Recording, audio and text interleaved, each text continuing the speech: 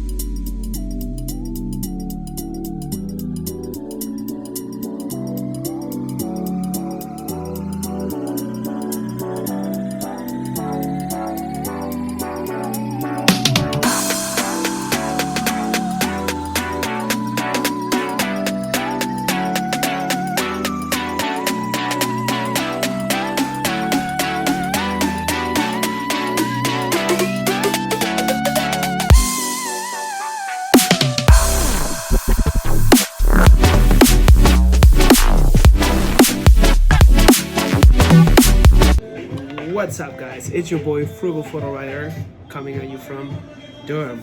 I wanted to first of all say I am a filthy liar because I promised this. I'm going to make a video every week for the foreseeable future. And it's been, I don't know, like 2 months since I've, I think, uploaded a video. I have been very busy. I do not want to discuss my professional life, but I actually am a orthodontics assistant, and well, I basically have been working. So, you know, been busy, haven't been able to make videos, but I wanted to bring you guys to a series called How to Make Money Off of Literal Dirt. So the point of this channel is to use the hobbies that we have in order to leverage them to either make money, save money, or, you know, just have fun without actually spending money. Because one of the biggest problems that we have in our society is that we have what do they call that? Threadmill money, meaning that the money that comes in gets used and goes out, and you're in this perpetual rat race in which you're not really ever saving. And that's the point of this channel, is to basically save. Right now I'm attempting to make money off of literal dirt, and this series is going to bring you examples as to how you can leverage dirt. An example. Dirt can be refined into clay. Clay can be made into cups. Cups can be sold for a profit. You don't need that many materials in order to make cups, but you do need patience and you do need to be creative. So that's one method. Another method that you can actually make money, maybe not necessarily to sell, but to reduce the overhead of your cost, is by growing your own food. And that is actually two main points that I'm going to bring. This series is going to be split into one, making ceramics down the line. But first I want to take you into the project that I have on my backyard. Let's go.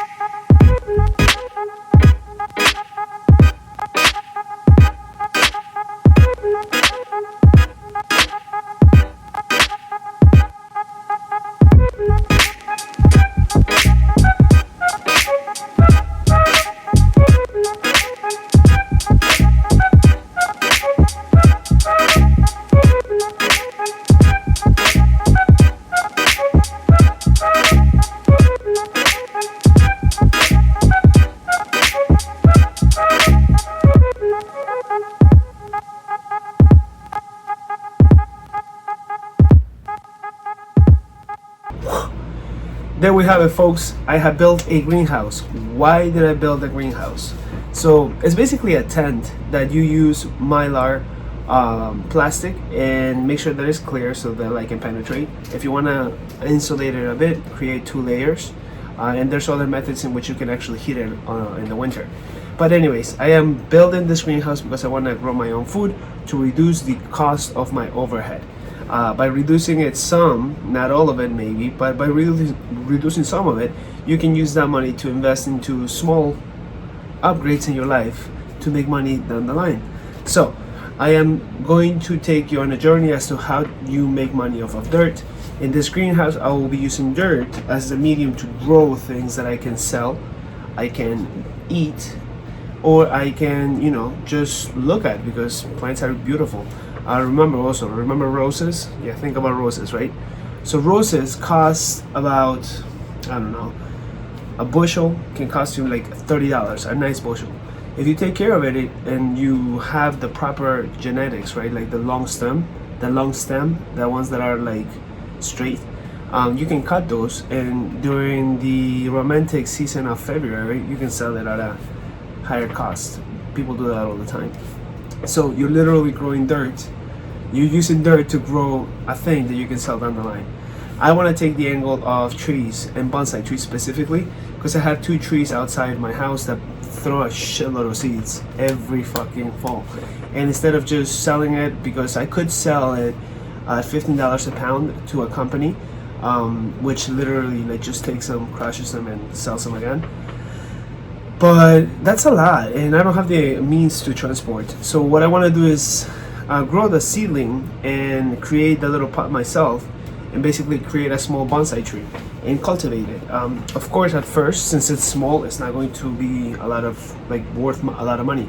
But if you invest 2 years growing that little tree, shaping it, you can sell it at a higher cost. Some bonsai trees retail at $200 to $300. That is insane. So I don't want to sell it that much because I want my bonsai trees to be small, cute, to the point, and quick, because the idea is that we want some return in the near future. But I will be making these little art projects and take you on the journey as to how you make money off of dirt, along with take you on the things that I'm growing, like my tomatoes, like my basil. Oh man, and I can even show you one day how to make steaks and stuff. Anyways, stay tuned. This is your boy Frugal Photo Rider coming at you from you know where. Peace.